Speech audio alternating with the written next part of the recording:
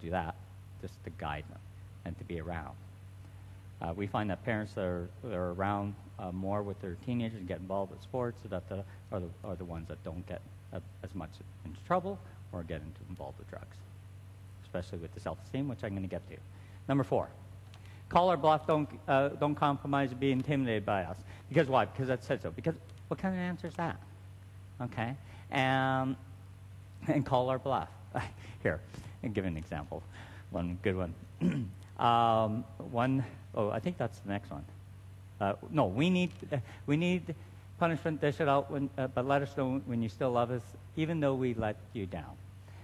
Sarah, I love you, but I do not love this behavior. You're putting down the behavior, not the person himself.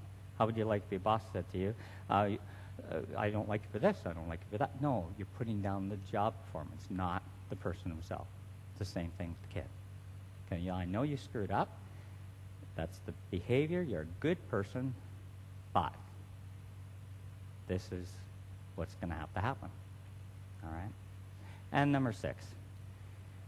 This is the biggest one. Praise us when we deserve it. Praise.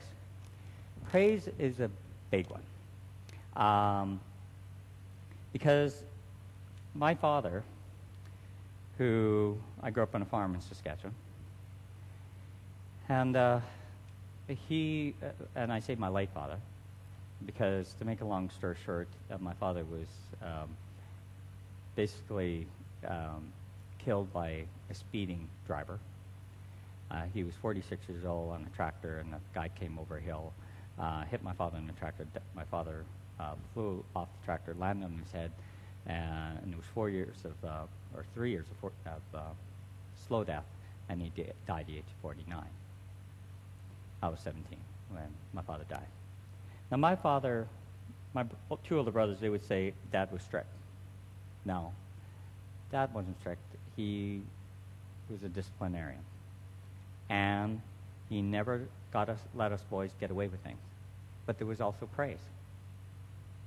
Norbert, so you cleaned those pig stalls really good. Good job. Good job. That's excellent. You cut the lawn really good. That was actually nice trim job out there around the trees. We had a lot of lawn. A lot of lawn.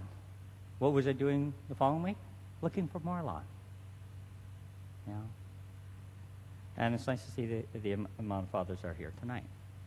It's great.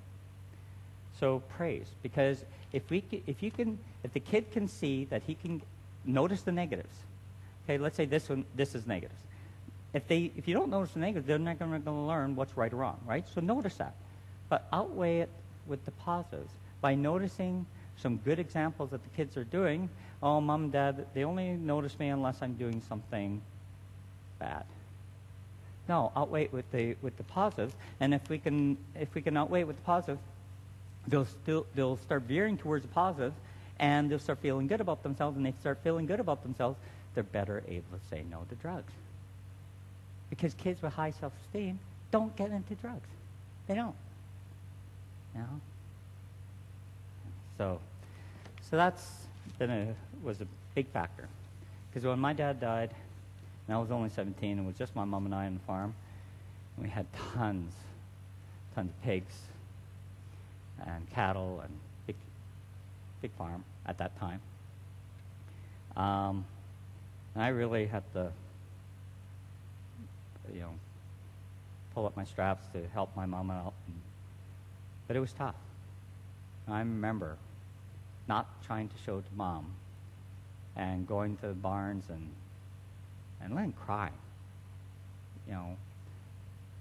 and just thinking, what do I do? Mom doesn't know how much to sell these pigs for. We don't want to be taken advantage of. I remember going to the market with Dad, and what would Dad do? Okay, I remember he had confidence with me with this. And that confidence what got me through.